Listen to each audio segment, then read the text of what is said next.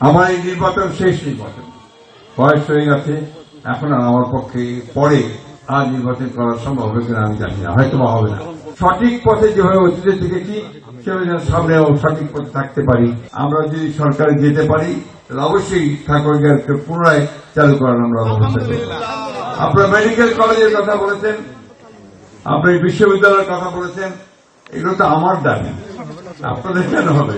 এই দাবিটা আমার, এবং এগুলোকে প্রতিষ্ঠা করার জন্য আমরা সারা জীবন কাজ করে এসেছি। আমরা আপনাদের সঙ্গে আছি। এই ঠাকুরগাঁতে যতগুলো স্কুল কলেজ মাদ্রাসা আছে আমি বিশ্বাস করি তার 90% মধ্যে আমাদের অবদান আছে। আমরা চেষ্টা করেছি, আল্লাহ আমাদের হাত দিয়ে করিয়েছেন। তো এই জন্য আপনাদের এটুকু বলতে পারি যে আমি যতক্ষণ জীবিত আছি আল্লাহ আমার হায়াত রাখবেন, আমি আপনাদের সঙ্গে আছি, আপনাদের জন্য কাজ করব। এখানে যেন ইসলাম ঠিক মতো আপনার বিস্তার লাভ করতে পারে সেই চেষ্টা আমি অবশ্যই করব। আপনি জানেন বিএনপি একটা পরিকল্পনা নিয়েছে, সেই পরিকল্পনার মধ্যে আছে খতিব ইমাম মুয়াজ্জিন সাহেবগণের সামাজিক মর্যাদা জীবন মান উন্নয়ন। খতিব ইমাম মুয়াজ্জিন সাহেবগণকে মাসিক সম্মানী প্রদান করা হবে বিএনপি ক্ষমতায় আসলে। ধর্মীয় উৎসবে বিশেষ ভাতা প্রদান করা হবে। দক্ষতা উন্নয়নমূলক প্রশিক্ষণের মাধ্যমে বিকল্প কর্মসংস্থান সৃষ্টি করা হবে। 1993 সালে বিএনপি সরকার প্রবর্তিত মসজিদ ভিত্তিক শিশু ও গণশিক্ষা কার্যক্রম সারা দেশে বিস্তৃত করা হবে। ইমাম মুয়াজ্জিন কল্যাণ ট্রাস্টকে প্রকল্প গ্রহণের মাধ্যমে সময়োপযোগী ও শক্তিশালী করা হবে। খতিব ইমাম মুয়াজ্জিন সাহেবগণের সামাজিক ও রাষ্ট্রীয় মর্যাদা বৃদ্ধির উদ্যোগ গ্রহণ করা হবে। অন্যান্য ধর্মের হিন্দু, বৌদ্ধ, খ্রিস্টান ও অন্যান্য উপাসনার প্রধানগণকে মাসিক সম্মানীয় উৎসব ভাতা প্রদান, উপরে বর্ণিত অন্যান্য সুবিধাগুলো তাদের যেন স্মরণ করে দিতে হবে।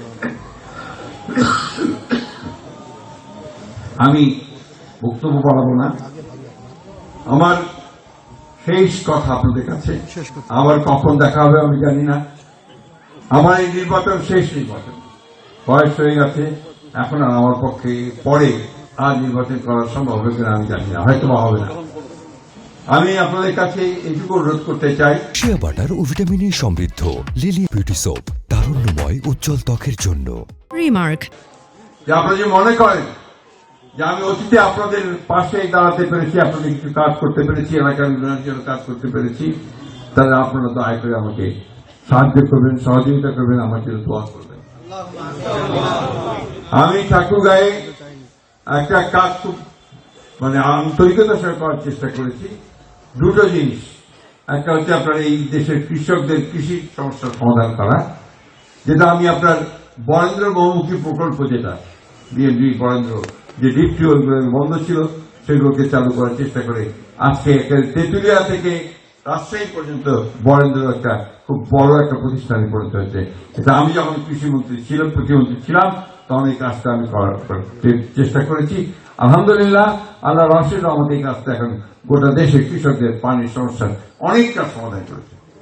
আজকে যে ভুট্টা চাষ করে আমাদের কৃষকরা অনেক উপকার পাচ্ছেন, এই প্রকল্পটা আমি যখন কৃষি প্রতিমন্ত্রী ছিলাম এই এলাকায় নিয়ে আসি এবং এই কাজগুলো আমি এই ভুট্টা চাষটা এখানে শুরু করি। ফলে কি হয়েছে দেখেন, এখানে আজকে যে মুরগির ফার্মগুলো গড়ে উঠেছে, এই মুরগির ফার্মগুলোতে আমাদের অনেক মানুষ চাকরি পেয়েছে, আমাদের অনেকে আপনার এখানে ব্যবসা বাণিজ্য করে খাচ্ছে। এটা আমাদের অনেকটা উপকার হয়েছে আমাদের এলাকার মানুষের। আমি চেষ্টা করব, যদি আল্লাহ সেই সুযোগ আমাকে দেন, আমি এলাকাতে মানুষের কর্মসংস্থানের জন্য আমরা কাজ করার চেষ্টা করব। আমরা বিএনপি থেকে বলেছি যে আমরা 18 মাসের মধ্যে আমরা 1 কোটি মানুষকে কর্মসংস্থানের ব্যবস্থা করব। একই সঙ্গে ইনশাআল্লাহ আমরা স্কুল, কলেজ, মাদ্রাসা, মসজিদগুলোকে যেন আমরা উন্নয়ন করতে পারি সেই ব্যবস্থা আমরা গ্রহণ করব। আমি আর বক্তব্য বাড়াবো না, আপনার আজান হচ্ছে, এখনই নামাজের সময় হয়ে যাবে। শুধু এইটুকু বলতে চাই সব শেষে, আপনারা আগামীকাল আমি টাকা দাখিল করব, সাবমিট করব আমার এই নির্বাচনের জন্য। আপনারা সবাই আমাকে দোয়া করবেন, আল্লাহ তাআলা যেন আমাকে সাহায্য করেন, সঠিক পথে যেভাবে অতীতে থেকেছি সেভাবে যেন সামনেও সঠিক পথে থাকতে পারি এবং আপনাদের পাশে দাঁড়াতে পারি। আল্লাহ তাআলা যেন সেই তৌফিক আমাকে দান করেন। আপনাদের সকলকে অনেক অনেক আবারও আমি ধন্যবাদ জানাচ্ছি, এখানে কষ্ট করে এসেছেন শীতের মধ্যে এবং একটা ঠান্ডা বাতাসের মধ্যে আপনারা কষ্ট পাচ্ছেন। আপনাদেরকে অনেক অনেক শুক্রিয়া এবং ধন্যবাদ জানিয়ে আমার বক্তব্য শেষ করতে চাই। সব শেষ বলতে চাই, আপনারা সবাই আমাকে দোয়া করবেন।